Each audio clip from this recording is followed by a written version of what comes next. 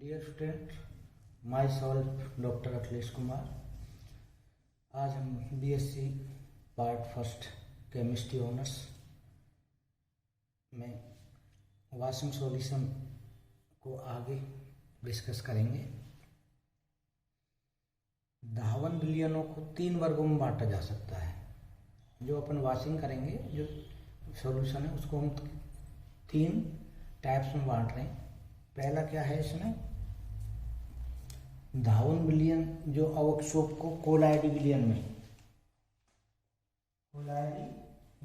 बनने से रोकता है,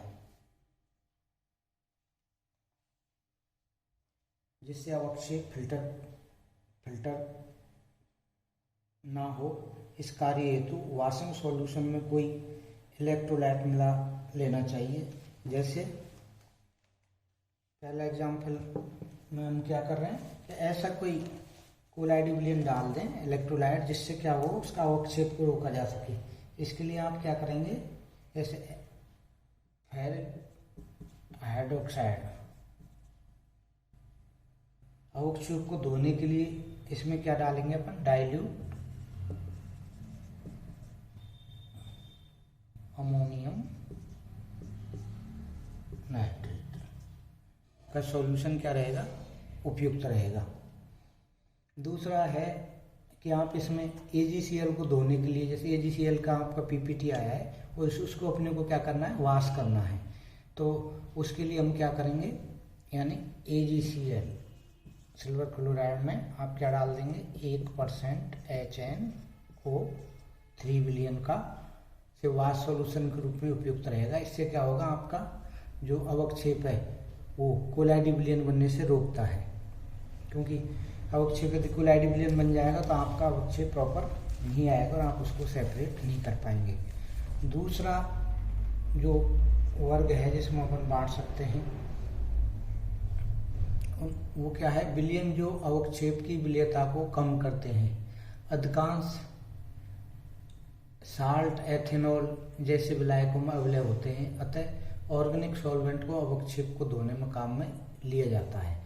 कभी कभी ऑर्गेनिक सॉल्वेंट जैसे एथेनॉल तथा जल का मिश्रण भी धोने में काम में ले सकते हैं। यानी इनकी विलेयता कम होती है इनमें, या तो उनके लिए आप क्या करोगे, ऑर्गेनिक सॉल्वेंट काम में ले सकते हैं। ऑर्गेनिक सॉल्वेंट में सबसे बेस्ट आपके कौन से हैं, एथेनॉल और वाटर H2। और थर्ड है आपके, जो डिवाइड कर सकते हैं इसमें, विलयन जो दुर्बल अम्ल व दुर्बल क्षार से बने लवणों का जल अपघटन रोकते हों, जैसे अमोनियम मैग्नीशियम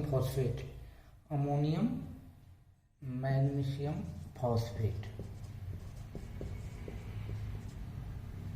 अवक्षेप थोड़ा सा जल अपघटित होकर अम्लीय आयन HPO4 तथा OH आयन देता है, अतः इसको डाइल्यूट अमोनियम विलयन से धोना, इसको अपघटित होने से रोकना है तो क्या करेंगे, डाइल्यूट अमोनिया सॉल्यूशन से इनको। तो इस तरह से इन धावन विलयनों को 3 वर्गों में बांटा जा सकता है, जिससे ये अवक्षेप अपने को अच्छी मात्रा में प्राप्त हो जाए और वापस अपघटित नहीं हो, मूल विलयन की तरफ नहीं जाए। तो ये इनके क्या हैं, 3 वर्गों में इनको डिवाइड करके इन चीज़ों का आप ध्यान रखोगे तो आपका जो PPT है वो क्या होगा, अच्छी मात्रा में और शुद्ध प्योरीफाइड फॉर्म में मिलेगा। अब प्रोसेस ऑफ वॉशिंग की, इसका धोने के तरीके क्या है, process of washing. Process of washing में आपके उन टेक्निक्स को काम लेंगे जिससे आपका धावन विलयन प्योरीफाई भी हो जाए और उसमें अवक्षेप का नुकसान नहीं हो, यानी वो उसमें विलय के रूप में नहीं जाए उसमें। तो इसके लिए क्या करना है, प्रोसेस ऑफ वॉशिंग में अवक्षेप को धोने के लिए वॉशिंग सॉल्यूशन की संपूर्ण मात्रा एक बार धोने में काम में नहीं लेनी चाहिए। अच्छा ये होता है कि वॉशिंग सॉल्यूशन की थोड़ी थोड़ी मात्रा लेके अवक्षेप को बार बार धोना चाहिए, जिससे अवक्षेप की सारी अशुद्धियां दूर हो जाएं। जितनी बार धावन विलयन से अवक्षेप को धोएंगे उसमें अशुद्धि की मात्रा उतनी ही कम होती जाएगी। इसको आप गणितीय रूप से निम्न प्रकार यानी इस प्रकार से समझ सकते हैं कि आप माना 100 ml आपने वॉशिंग सॉल्यूशन लिया, उसको आप एक बार में ही धो दोगे और आपने क्या किया उसको 4 स्टेप में लेके 25 ml लिया, तो उससे 25 ml 4 बार लेंगे तो उससे क्या होगा, उसकी मात्रा अवक्षेप ज़्यादा शुद्ध होगा और इम्प्योरिटीज उसमें निकल जाएंगी। माना अवक्षेप में कुल अशुद्धियाँ, हमने मान लिया कि कुल अशुद्धियाँ कितनी हैं x0, ये अशुद्धियाँ हैं मान लिया। एक बार धावन विलयन का आयतन v है, जो एक बार में आपने जो काम लिया धावन विलयन उसका आयतन क्या है, v आयतन है। काम में लेने पर अवक्षेप में बची अशुद्धि की मात्रा क्या बच गई, x बच गई, माना x1। अतः इसको आप जब मैथमेटिकल प्रॉब्लम इससे सूत्र से करेंगे तो क्या हो गया, x1 x0 और प्रारंभिक मात्रा अपॉन u और आपने जो लिया इस फॉर्मूले से, यानी x1 equal to x0 u upon u plus K v। यहाँ पर u क्या है, अवक्षेप में उपस्थित धावन विलयन का आयतन, यानी अवक्षेप में उपस्थित धावन यानी वॉशिंग विलयन का आयतन। इसी प्रकार दूसरी बार अवक्षेप को धोने के बाद अवक्षेप में शेष रही अशुद्धि की मात्रा आपने फिर लिया, उसी को कम कम मात्रा में तो क्या हो जाएगा x2 x1 और आपके u प्लस के v। अब इसमें क्या आएंगे, पुट x1 की वैल्यू पुट कर दो तो आपके क्या हो जाएगा x2 x0 u plus K v का होल स्क्वायर। अब इसको आप जैसे जैसे step x1 x2 x3 x4 के फॉर्म में ले जाएंगे तो आपको क्या होगा, उतनी ही मात्रा में आपको इम्प्योरिटीज की मात्रा कम होती जाएगी। माना n बार अवक्षेप को धोने के पश्चात बची अशुद्धि की मात्रा, अब अपन ने x2 की बजाय अपन ने मान लिया, क्या मान लिया, n भी बार यानी संख्या n बार। तो इसके लिए क्या फॉर्मूला हो जाएगा अपना, xn x0 u upon v का होल n। अतः स्पष्ट है कि n का मान बढ़ने पर xn का मान कम होता जाएगा। जैसे जैसे n का मान बढ़ाएंगे xn का मान कम होता जाएगा। अतः धावन विलयन की संपूर्ण मात्रा एक बार काम में लेने की बजाय इसकी थोड़ी थोड़ी मात्रा से अवक्षेप को कई बार धोना चाहिए, जिससे अवक्षेप में अशुद्धि की मात्रा कम होती जाती है। ये जितना आपके xn की मात्रा बढ़ने पर यानी n की मात्रा बढ़ेगी तो इसकी मात्रा कम होगी, तो इम्प्योरिटीज की मात्रा आपके क्या होगी, अवक्षेप में बहुत कम होती चली जाएगी। इसलिए एक से अधिक बार आप, जैसे यह xn का मैं कह रहा हूँ कि 100 ml लिया आपने, उसको आपने एक ही स्टेप में कर लिया, जब तो डायरेक्ट फॉर्मूला काम आ गया। आपने क्या किया, 4 स्टेप में 25 ml के हिसाब से, तो यहाँ पे क्या हो जाएगा, x की वैल्यू 4, तो आपकी ये वैल्यू स्वतः ही कम होती चली जाएगी, इम्प्योरिटीज की मात्रा कम होती जाएगी। इस मेथड से आप क्या करोगे, इसको प्रोसेस ऑफ वॉशिंग करोगे, इसकी धावन की प्रक्रिया को कर सकते हैं। अब आपका जो विलयन है उसको आपने क्या कर लिया, वॉशिंग कर लिया। अब वॉशिंग के बाद अगला स्टेप क्या होता है कि उसमें इम्प्योरिटीज इस तरह की हों जो है प्योर, उनसे उड़ सकती हैं, हट सकती हैं, तो फिर आप क्या करेंगे, उस तरीके को फिर आगे वाले स्टेप काम में लेंगे। और आगे वाला स्टेप क्या होता है, उसको ignition of precipitation ignition of precipitation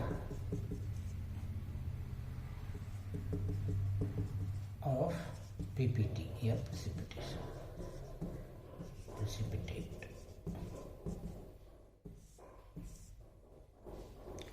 अवक्षेप को धोने और फिल्टर करने के बाद, यानी अपने उसको वॉशिंग कर लिया, उसके बाद क्या कर लिया अपन ने, उसको फिल्टर छान लिया के बाद उसका भार ज्ञात किया जाता है।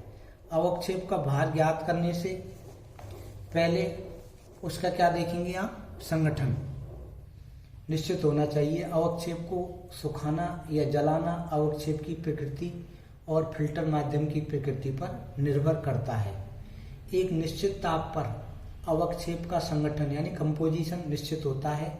उस ताप पर अवक्षेप का ज्वलन या सुखाया जाता है, तत्पश्चात उसका भार ज्ञात किया जाता है। जिस अवक्षेप को सुखाया जाता है और उसे सिलिका क्रूसिबल में एकत्रित कर लिया जाता है और उसे निश्चित ताप पर इलेक्ट्रिक ओवन में रख देते हैं कि भाई 1 आवर या 30 मिनट्स जो उसकी प्रकृति होती है उसके आधार पर। तो एक अवक्षेप में अधिशोषित, समावेशित और शोषित और एसेंशियल जल हो सकता है। तो कौन कौन से जल उसमें पाए जा सकते हैं, जो आपने शुद्ध फॉर्म में लिया था उसमें जो नमी है, तो उसके 4 फॉर्म में वाटर मिल सकता है। उसमें एक तो क्या होता है,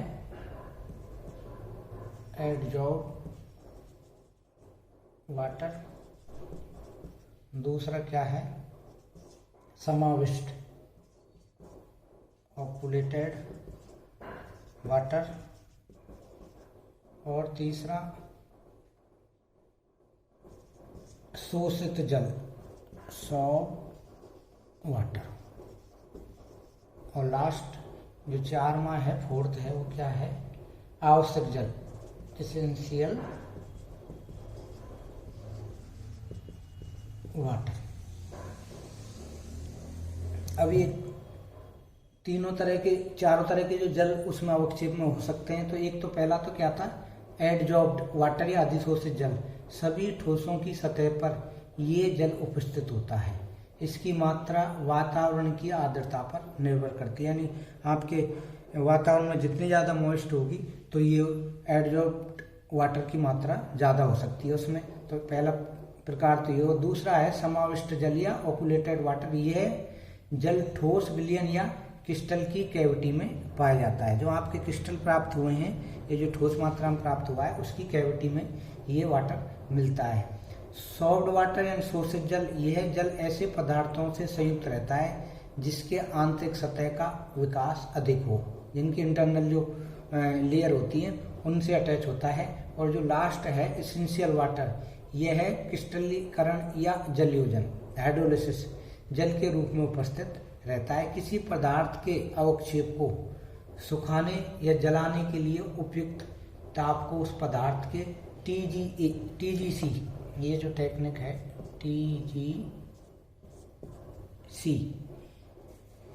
TGC या इसको क्या बोलेंगे, थर्मो ग्रेविमेट्रिक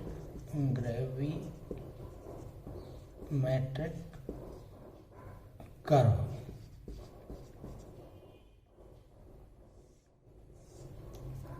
यानी किसी पदार्थ के अवक्षेप को सुखाने या जलाने के लिए उपयुक्त ताप को उस पदार्थ के TGC थर्मोग्रामेट्रिक कर्व द्वारा अपन क्या कर सकते हैं, ज्ञात कर सकते हैं कि भाई इसमें कितनी मात्रा है। तो इसमें जो ग्राफ आता है वो किस तरह का आता है,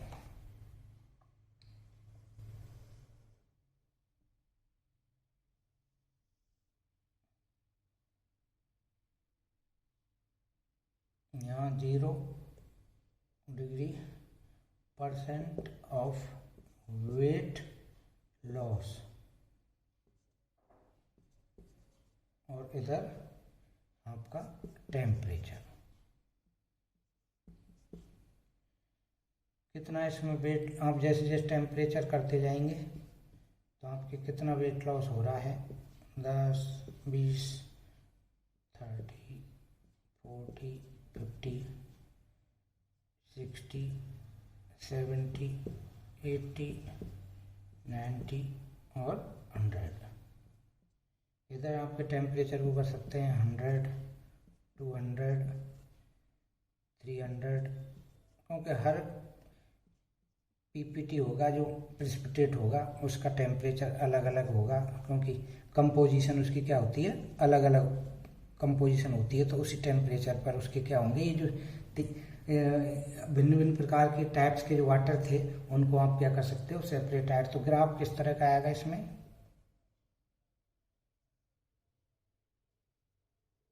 इस तरह का ग्राफ आता है। या आप इसको ऐसे बना सकते हो, दूसरे यूँ लिख गए, फिर इसमें कवर आया। और ये TGC वह टेक्निक है, ये जो आपकी TGC है ये वह टेक्निक है जिसमें पदार्थ के भार में परिवर्तन के लिए टेम्परेचर या समय के फलन के रूप में रिपोर्ट किया जाता है। प्राप्त परिणामों से TGA कर्व खींच लेते हैं। जैसे इसका ये जो अपन ने कर्व दिखा रखा है, ये किसका है, कॉपर सल्फेट, 5 मॉलिक्यूल इसमें क्या है, वाटर के। कॉपर सल्फेट का TGC कर्व है। इस तो प्रत्येक जो कंपाउंड होगा आपका, जो प्रेसिपिटेट आता है शुद्ध फॉर्म में, उनके कर्व अलग अलग, क्योंकि अलग अलग टेम्परेचर पर उनमें जो ह्यूमिडिटी की मात्रा है, आर्द्रता की, वो क्या होती है, अलग अलग टेम्परेचर पर कम होती जाती है। तो ये कॉपर सल्फेट के, इससे आप आसानी समझ सकते हैं कि TGC कर्व के द्वारा आप क्या करेंगे, इसका इग्निशन या ज्वलन किया जाता है। धन्यवाद।